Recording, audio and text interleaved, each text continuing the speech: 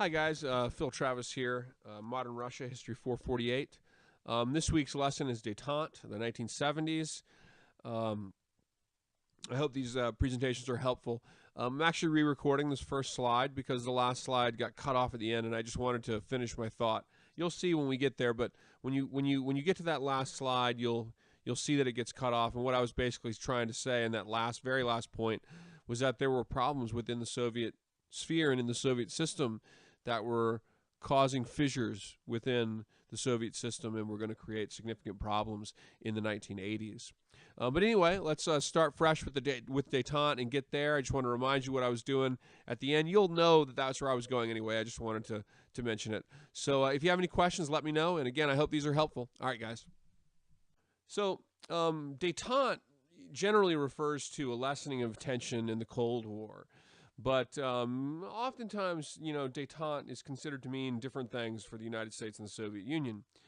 For the United States, speaking from somebody whose specialty is U.S. international relations, the United States generally perceived détente as a lessening of tension in the Cold War and a possible end to the Cold War. For the Soviet Union, sometimes it can be described as a breather or an uncocking of the gun. So there's some different perspectives on what it means. What it is a series of political trade agreements, weapons agreements between the U.S. and the Soviet Union that create a more friendly coexistence. And, of course, pictured here, you see Richard Nixon with Leonid Brezhnev. And Leonid Brezhnev, the premier of the Soviet Union. Richard Nixon, of course, the United States president. And they're here at Camp David. And you can tell by looking at the picture that, Nixon and Brezhnev are quite jovial together. Nixon and Brezhnev actually had probably the most cordial relationship that any American president and Soviet leader had. And this relationship between the two really facilitated the development of détente. The United States, and I'll get into the examples here in just a second, but the United States really had a reason to come to the table with the Soviet Union and had a desire to. The United States very much believed that success in places like Vietnam and stability in the world would happen through improved relations with the Soviet Union. And so that really helps. Nixon really kind of led the way towards détente in the 1970s. The roots of détente, and this is Gerald Ford and Leonid Brezhnev signing the SALT agreement, the Strategic Arms Limitation Agreement with Leonid Brezhnev. The roots of détente are really rooted in the 1960s, though I think you could argue that they're also in the 1950s, of course, with Khrushchev's efforts at de-Stalinization, and these types of things. Khrushchev's concept of peaceful coexistence, of course, ultimately the Cold War actually escalated during that time period. So in terms of actual palpable agreements that were taking steps towards improving relations, it's hard to say that it happened before the Cuban Missile Crisis was concluded. The roots, when you talk about the détente being a series of agreements that between the United States and the Soviet Union to create lessening of tensions, to create sort of peaceful coexistence, the roots are really in the 60s. After the Cuban Missile Crisis, the United States and the Soviet Union installed the so-called red telephone, which was a direct link, a direct line between the United States and the Soviet Union. And this was because during the Cuban Missile Crisis, the United States and the USSR, Khrushchev and Kennedy, it was very difficult for them to convey. They had to write memorandums to each other. It was very difficult for either of them to convey their position in an immediate way. And that was very problematic because it left both sides kind of guessing on what would happen. And when you're talking about a potential nuclear confrontation, guessing is not desirable. So after that, both countries agreed to install a direct line so that in times of crisis, they would be able to have direct communications and direct negotiations. And Nixon uses that direct link quite effectively. During the negotiations over the Vietnam War, Richard Nixon had cordial conversations with the foreign minister Gromyko, and of course Leonid Brezhnev over Vietnam. Nixon sought very much to use détente, to use an improved relationship with the Soviet Union to help achieve what he would call peace with honor in Vietnam. The U.S. under Kennedy and the Soviet Union also signed the Atmospheric Test Ban Treaty in 1963 after the detonation in the open air of hundreds of nuclear weapons by the U.S. and the Soviet Union, some of which were 1,000 times more powerful than the Hiroshima bomb. Both the Soviet Union and the United States had agreed to ban atmospheric testing, which was a huge step in the right direction. And then eventually the signing of the Nuclear Non-Proliferation Treaty to prevent the expansion of weapons were all the roots of détente. And détente really comes to fruition with the presidency of Richard Nixon and also the leadership of Leonid Brezhnev. And the primary agreements were, the first ones were the SALT agreement. SALT stands for Strategic Arms Limitation Agreements. And there were two of them, and the first one passes and was signed by both countries, and the second one was on the table, almost ready to be signed, when the Soviets finally decided in December of 1979 to invade Afghanistan, after which point it fell apart. The SALT agreements were strategic arms limitation agreements, meaning that they were limitations on nuclear weapons. So SALT agreements were designed to limit the further development of nuclear weapons by the United States and the Soviet Union. The second SALT agreement, which wasn't signed, was particularly linked to the development of MIRVs, or multiple reentry vehicles. Modern nuclear missiles oftentimes have as many as 8 and 10 different warheads contained in each missile.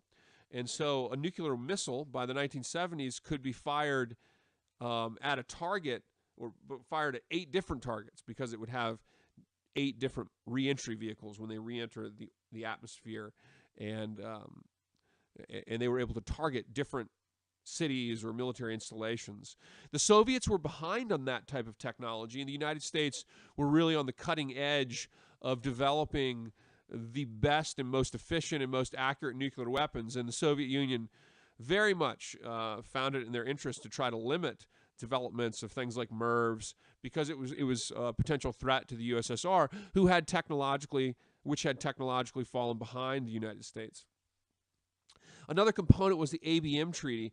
The ABM Treaty stands for the Anti-Ballistic Missile Treaty, and that was a key portion of the SALT talks and the SALT agreement, because the idea here was that in order to have a nuclear arms limitation treaty actually work, both countries had to agree not to build a nuclear missile defense system.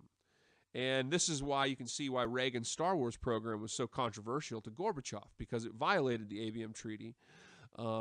But by doing this, the idea was if both countries refused to develop an anti-ballistic missile system, then it meant that both would remain vulnerable to mutually assured destruction if they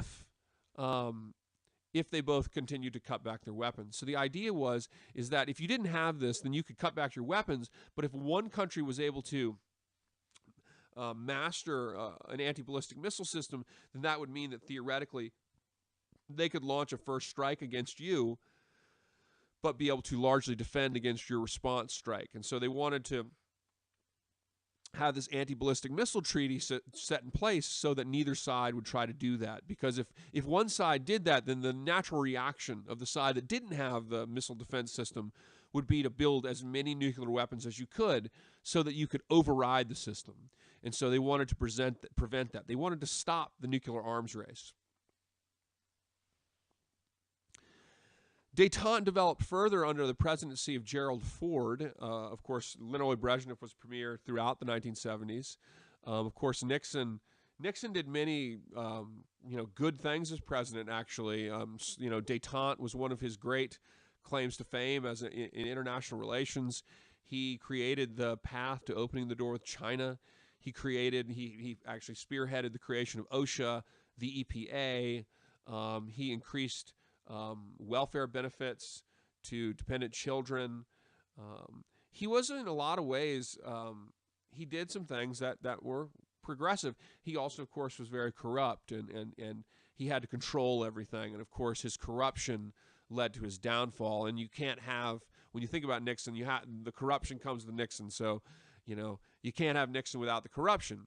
But he did do some positive things for the United States and the Cold War. Well, after he's gone, after Watergate results in his, departure from office, Gerald Ford becomes president. And the United States had finally seen an end to Vietnam. Of course, Nixon's attempts at peace with honor had failed, and in 1975, Saigon fell to the North Vietnamese offensive. Of course, the United States military had been out since 1973, and in practical purposes even before that. But it was a huge crushing blow to the United States, the fall of Saigon, which we're just past the 40th anniversary, by the way. The U.S. economy was in a lot of trouble. There was an OPEC oil embargo in the United States that very much hurt the consumer economy in the United States and ironically helped the Soviet economy. I say ironic because the OPEC nations were not necessarily, they weren't doing this in a concerted effort with the Soviet Union, but OPEC's embargo in the United States, which was largely a response to the United States' strong alliance with Israel in the Arab-Israeli wars of the early 1970s and late 60s, the OPEC oil embargo actually created a boom for Russian oil as it affected oil prices and allowed the Soviet Union to make greater profits on the oil trade that it had a monopoly on in Eastern Europe, just like today when you think about Russia's interest in the oil trade. Of course, in the United States, you had a uniquely distrustful populace. The United States was very much not interested in the Cold War and very much interested in bringing it to an end effectively. And this helped lead to Gerald Ford signing the Helsinki Accords. The Helsinki Accords were designed to do the following. They were designed to get the Soviet Union to become less of a human rights violator. Of course, the Soviet Union's countered about, United States' involvement with the overthrow of the government of Salvador Allende and the military dictatorships in Central America. So it was kind of a back and forth. I say sound familiar because it's sort of like, well, you've got missiles in Turkey, we'll put them in Cuba. Sorry about that, guys. My phone just went off. But it was kind of, it sounds kind of familiar because it's this back and forth that the Soviet Union had been doing for a while because both the United States and the Soviet Union had been engaged in, very aggressive and controversial style counterinsurgency activities within the developing world. We both had played a role in trying to manipulate governments. And so the United States calls on the Soviet Union in the Helsinki Accords to improve their human rights record. The Soviets, of course, had a countering shot, but ultimately the Soviets will agree to the Helsinki Accords. And basically the Helsinki Accords connected to grain shipments, Soviet promises to improve their human rights records. The United States would recognize effectively portions of the Eastern European zone of the Soviet Empire. Those were governments that were independent, but they were governments that were effectively under the sway of Soviet influence. The USSR would allow greater migrations of Jewish people. There was a great deal of problems with persecution of Jewish people in Russia, and many Jewish people wanted to leave, and the Russians prevented many migrants from leaving the country. The United States and the Soviet Union also participated in a joint space mission, the Apollo-Soyuz project, which was a joint test mission that kind of symbolized the possibility of détente and the possibility of using space as a place which there could be greater cooperation and less hostility between the two.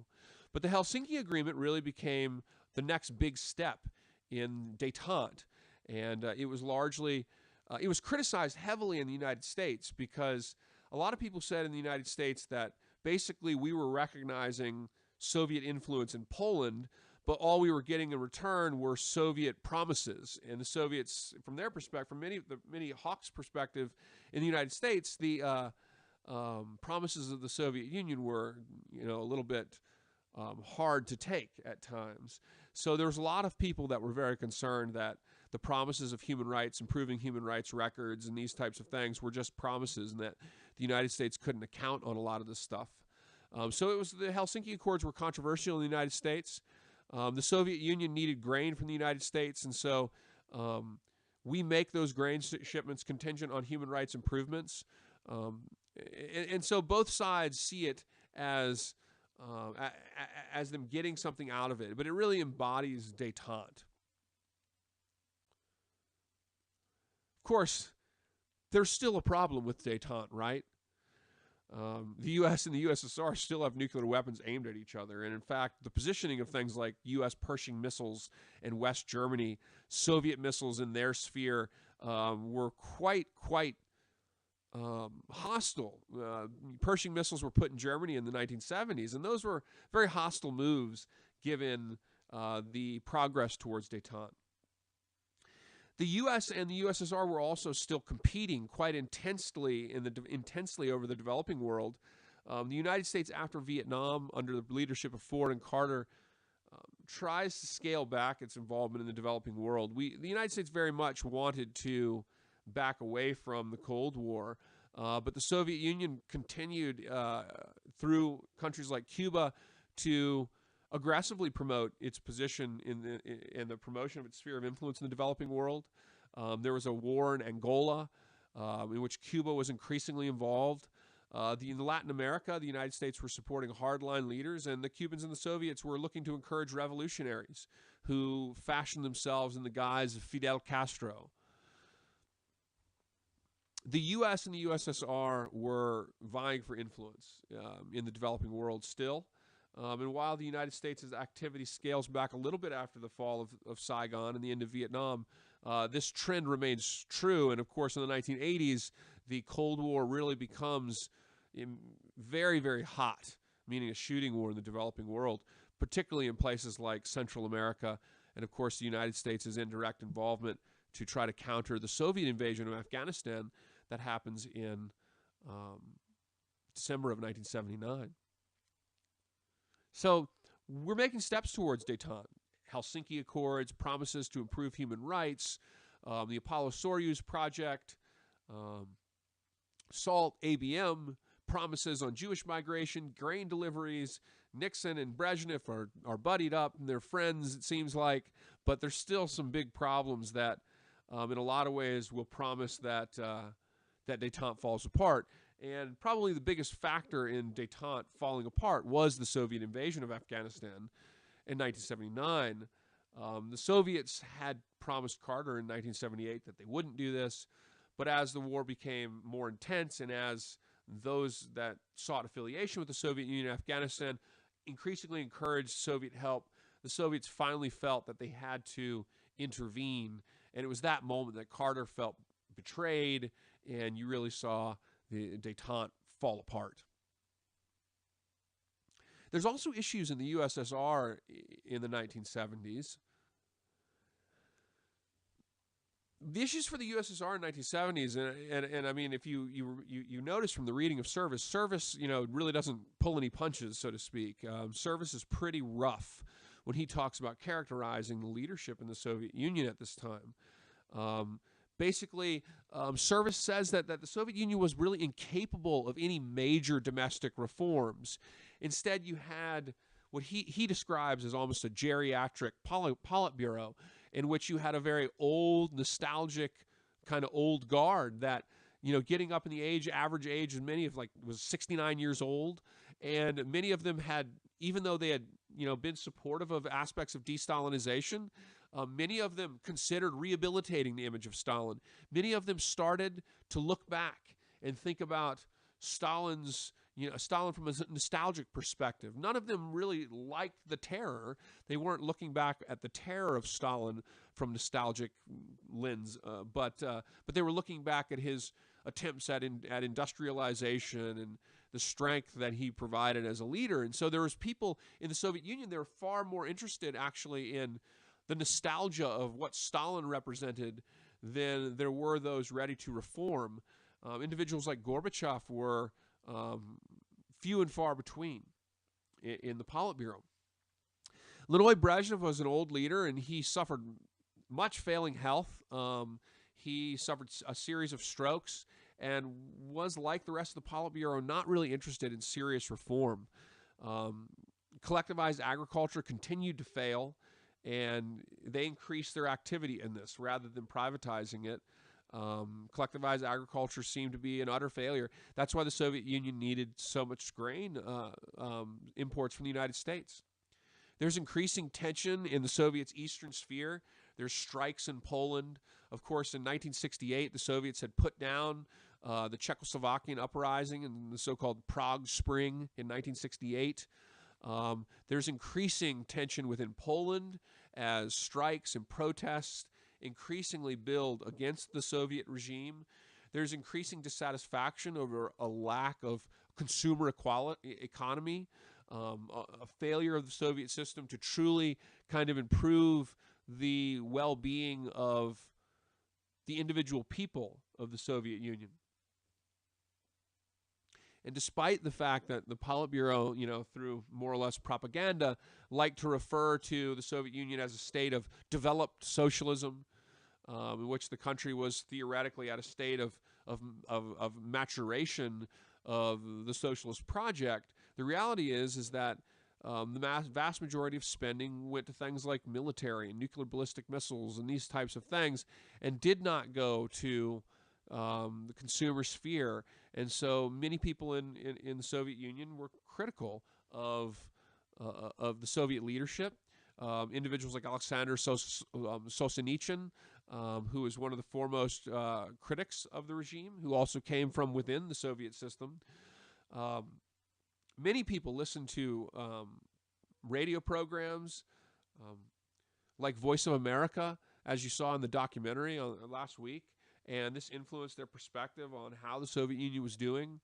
The Soviet Union was also technologically falling behind the United States. And so there were a lot of problems within the Soviet Union. There were a lot of tensions in the empire that during the 1980s will really come to